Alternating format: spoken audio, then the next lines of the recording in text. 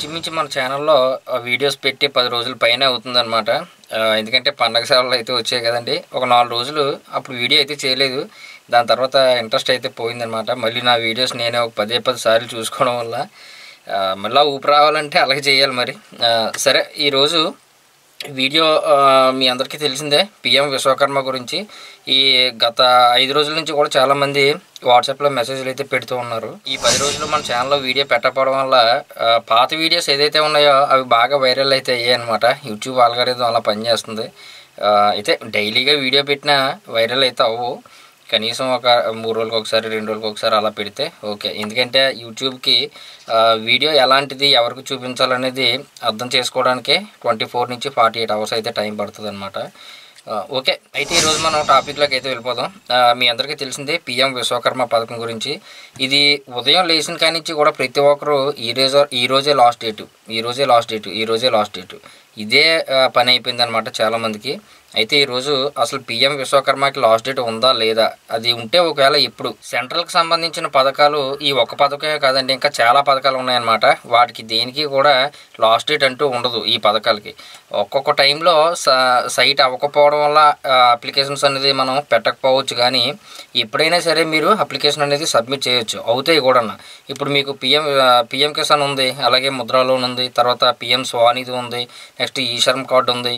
ఇవన్నీ కూడా ఇప్పుడు అవుతున్నాయా లేదా, అదేమైనా లాస్ట్ డేట్ ఏమైనా ఉన్నాయా? ఇంతకుముందు కూడా ఈ శ్రమ్ కార్డుకి కూడా అదే లాస్ట్ డేట్ ఉంది అని చెప్పేసి, లాస్ట్ డేట్ అయిపోయిందని చెప్పేసి పుకార్లు అయితే పుట్టించారనమాట. అలాంటిది ఏమి ఉండదండి. అలాగే ఈ పిఎం విశ్వకర్మకి కూడా ప్రజెంట్ లాస్ట్ డేట్ అయితే ఏమీ లేదు. ఎప్పుడైనా సరే మీరైతే అప్లై చేసుకోవచ్చు. ఈరోజే లాస్ట్ డేట్ అని చెప్పేసి ప్రతి ఒక్కరు అదే ఆ పుకార్లు అనేది పుట్టించడం వల్ల ఆ వెబ్సైట్కి బాగా ట్రాఫిక్ అనేది ఎక్కువైపోతుంది అనమాట. ఎందుకంటే చాలామంది లైన్లో ఉండి మీ సేవల చుట్టూ బోల్డ్ మంది జనం అనమాట చేయించుకుంటూ ఉంటే ప్రతి ఒక్కరు అప్లై చేస్తూ ఉంటే ఆ సైట్ ఏమవుద్ది, ఎవరికి అవ్వకుండా పోద్ది అనమాట. అందువల్ల ఏంటంటే లాస్ట్ డేట్ అంటూ లేదు, ఎప్పుడైనా సరే మీరు అప్లై చేసుకోవచ్చు. ఒకవేళ ఇన్ కేసు ఫ్యూచర్లో లాస్ట్ డేట్ కనుక ప్రకటిస్తే ఖచ్చితంగా మన ఛానల్ అయితే వీడియో చేద్దాం, ఓకేనా. ఇక రెండవది, మనం అప్లికేషన్ పెట్టేటప్పుడు మీ అందరికీ తెలుసు స్పోర్ట్స్ నేము, ఫాదర్ నేము ఇవైతే రావట్లేదు, మాకు ఎర్రర్ చూపించేస్తుందని చెప్పేసి. అది మెయిన్ కేవలం ఇంతకుముందు మనం అప్లికేషన్ లాగిన్ అయ్యి ఒక చిన్న పద్ధతి ద్వారా మనం ఫాదర్ నేమ్ అనేది ఎంట్రీ చేసుకునేవాళ్ళం. కానీ ఇప్పుడైతే బయోమెట్రిక్ వేయగానే మీకు ఆ ఎర్రర్ అయితే చూపిస్తూ ఉంటుంది. అంటే అప్లికేషన్ అనేది మూవ్ అవ్వదు, అప్లికేషన్ ఓపెన్ అవ్వదు, దానికి ముందే మీకు ఎర్రర్ అనేది చూపిస్తూ ఉంటుంది. అయితే దీనికి ఏం చేయాలి మనం అంటే, ఆధార్ కార్డులో మీరు అడ్రస్ అనేది అప్డేట్ చేసుకోవాలి. అడ్రస్ కొత్త జిల్లాలు అయితే మారాయి కదా, ఈ కొత్త జిల్లాలకి అప్డేట్ చేసుకోవాలి. అలాగే మీరు కేర్ ఆఫ్ దగ్గర ఫాదర్ నేమ్ కూడా అప్డేట్ చేసుకోవాల్సి ఉంటుంది అనమాట. అంటే ఓల్డ్ ఆధార్ కార్డులో మీకు ఆధార్ కార్డు పైన ఫాదర్ నేమ్ అయితే కనిపిస్తుంది, కానీ వాళ్ళకి ఆన్లైన్లో ఉండదు ఫాదర్ నేమ్ అనేది. అప్పుడు మీకు అప్లికేషన్ ఎలా అవుతుంది, అవ్వదు కదా. అందువల్ల మీరు ఏదైనా వాటర్ ఐడి కానీ ఏదో ఒక ప్రూఫ్ ఇచ్చి మీరు అడ్రస్ అనేది అప్డేట్ చేసుకోండి, అప్పుడు అప్లికేషన్ అనేది మూవ్ అవుతుంది. అయితే ఇప్పుడు కొత్తగా ఇంకొక ప్రాబ్లం అయితే వస్తూ ఉందన్నమాట, డిస్ట్రిక్ట్ సెలెక్ట్ అవ్వట్లేదు అని చెప్పేసి. ఇది కూడా మీకు అడ్రస్ అప్డేట్ వల్ల, అంటే అడ్రస్ అప్డేట్ చేయించుకోకపోవడం వల్ల అనమాట. కొత్త జిల్లాలకు మీరు అప్డేట్ చేయించుకున్నారనుకోండి, అంటే కరెక్షన్ పెట్టుకున్నారనుకోండి, ఆటోమేటిక్గా అక్కడ ఫిక్స్ అవుతుంది. తర్వాత కరెంట్ అడ్రస్లో మీరుండే ప్లేసు సేమ్ అడ్రస్ అయితే ఇచ్చి మీరు ప్రొసీడ్ అయితే అవ్వచ్చు. ఒకవేళ ఇన్ కేసు అడ్రస్ అప్డేట్ చేసినా మాకు అవ్వలేదు అనుకుంటే మీకు ఈరోజు చిన్న డెమో అయితే చూపిస్తాను. అంటే ఏ విధంగా డిస్ట్రిక్ట్ని సెలెక్ట్ చేసుకోవాలనేది ఆ పద్ధతి ద్వారా మీరు చేసుకోండి. అయితే గతంలో ఈ ఫాదర్ నేమ్ కూడా మనం ఏ విధంగా ఎంట్రీ చేసుకోవాలి మాన్యువల్గా అనేది చెప్పాను. అయితే ఇప్పుడు మనకి ఫస్ట్ అప్లికేషన్ లాగిన్ అవ్వగానే అప్లికేషన్ ఓపెన్ అవ్వకముందే మనకైతే ఎర్రర్ చూపించేస్తూ ఉంది. ఫ్యూచర్లో ఈ డిస్ట్రిక్ట్కి కూడా మీకు అప్డేట్ చేసుకోకపోతే, ఒకవేళ ఇన్ కేసు మీరు కొత్త జిల్లాలకి ఆధార్ కార్డు అనేది అప్డేట్ చేసుకోకపోతే ఎర్రర్ అనేది ఫస్ట్లోనే చూపించవచ్చు, అంటే బయోమెట్రిక్ వేయగానే చూపించవచ్చు. ప్రజెంట్ ఈ ఆప్షన్ అయితే పనిచేస్తుంది, నేను ఇప్పుడు చెప్తాను. ఆ విధంగా అయితే చేసుకోండి. ఫ్యూచర్లో కనుక అలాంటి ఎర్రర్ కానీ చూపిస్తే ఆధార్ కార్డు అనేది అప్డేట్ చేసుకోండి, అడ్రస్, ఓకేనా. ఈ పిఎం విశ్వకర్మ పథకంలో ఇంకా కొన్ని కేటగిరీస్ అయితే మనకి యాడ్ చేస్తారట.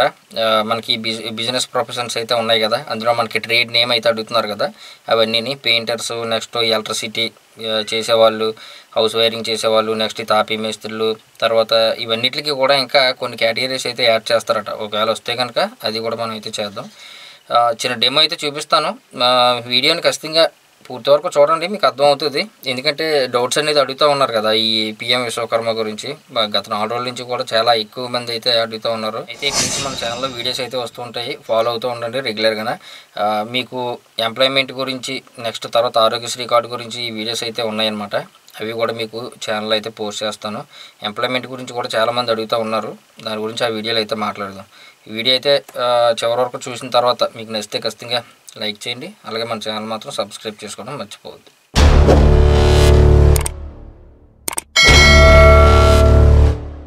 అయితే మీరు ఇక్కడ గమనించండి, మీరు ఆధార్ కార్డ్ నెంబరు, తర్వాత బయోమెట్రిక్ ఇవన్నీ కూడా మొత్తం కంప్లీట్ అయిపోయిన తర్వాత అప్లికేషన్ ఈ విధంగా ఓపెన్ అవుతుంది కదా.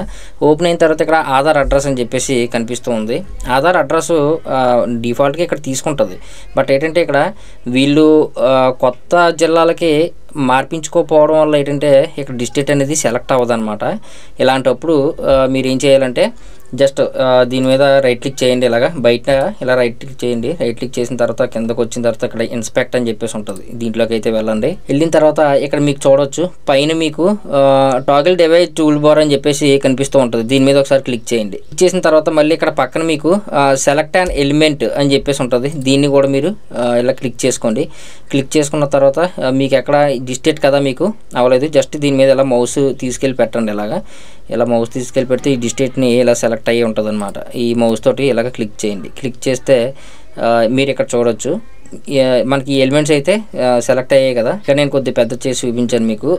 అయితే ఇక్కడ ఈ డిస్ట్రిక్ట్కి సంబంధించిన ఎలిమెంట్స్ అయితే ఇక్కడ ఓపెన్ అయ్యింది అనమాట. చూడండి, ఓకేనా.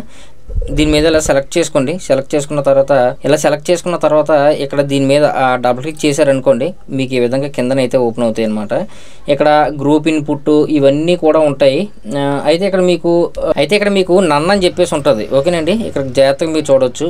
నన్ దగ్గర నుంచి మొత్తం అంతా కూడా సెలెక్ట్ చేయండి.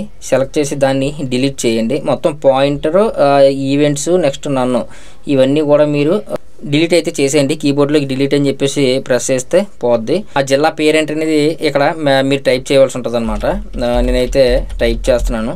టైప్ చేసి జస్ట్ మీరు ఏం లేదు, దీని మీద ఇక్కడ డిస్ట్రిక్ట్ దగ్గరికి అయితే వచ్చేసేయండి. వచ్చేసి దీని మీద ఇలా క్లిక్ చేయండి. క్లిక్ చేస్తే ఆటోమేటిక్గా మీకు జిల్లాలన్నీ కూడా ఓపెన్ అవుతాయి. మీరు ఇందులో ఏది పెట్టుకోవాలనుకుంటున్నారు అనేది సెలెక్ట్ చేసుకోండి. ఇలా సెలెక్ట్ చేసుకుంటే సరిపోద్ది అనమాట. ఓకేనండి, ఇప్పుడు మీకు అర్థమైంది అనుకుంటాను. జస్ట్ మీరు ఎలిమెంట్స్కి వెళ్ళిన తర్వాత మీరు డిస్ట్రిక్ట్ని దీని మీద పెట్టి ఇక్కడ ఈ ఎలిమెంట్స్ అయితే మీరు సెలెక్ట్ అవుతుంది. దాన్ని అక్కడ నన్ దగ్గర నుంచి మొత్తం తీసేసి అక్కడ మీరు మీ యొక్క డిస్ట్రిక్ట్ నేమ్ అయితే ఎంట్రీ చేయవలసి ఉంటుంది. ఎంట్రీ చేస్తే మీకు ఇక్కడ డిస్ట్రిక్ట్స్ అన్నీ ఓపెన్ అవుతాయి. ఓకేనండి, ఓపెన్ అయిన తర్వాత ఇందులో మీరు ఏ డిస్ట్రిక్ట్కి సంబంధించింది అనేది సెలెక్ట్ చేసుకున్న తర్వాత దీన్ని ఇంటూ క్లోజ్ చేసేద్దాం. కొత్త జిల్లా ఇచ్చిన ఇక్కడ అదర్స్ అని చెప్పేసి క్లిక్ చేసుకొని ఇక్కడ మీరు కొత్త జిల్లా పెట్టారనుకోండి, మీకు బ్లాక్స్ అనేది ఓపెన్ అవ్వనమాట. అలాంటప్పుడు మీరు ఏం చేయాలంటే కొత్త జిల్లా పెట్టేసుకొని జస్ట్ ఇక్కడ అదర్స్ అని చెప్పేసి అదర్ అని చెప్పేసి ఉంది కదా, దీని మీద టిక్ చేసుకోండి కరెంట్ అడ్రస్.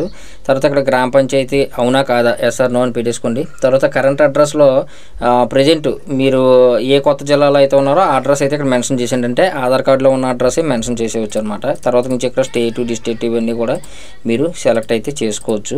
అయితే ఇందులోని కూడా మీరు న్యూ డిస్ట్రిక్ట్ కానీ పెట్టారనుకోండి, ఇక్కడ మీకు బ్లాక్స్ అయితే ఓపెన్ అవ్వ అనమాట. ఇక్కడ కూడా మీరు ఓల్డ్ డిస్ట్రిక్ట్ అయితే పెట్టాలి. ఓకేనండి, ఇక్కడ మీరు పాత జిల్లా ఏదైతే ఉందో అది కూడా మీరు పెట్టుకోవాల్సి ఉంటుంది. తర్వాత ఇక్కడ బ్లాక్ అనమాట. తర్వాత మీ మండలం కూడా ఎంచుకోండి.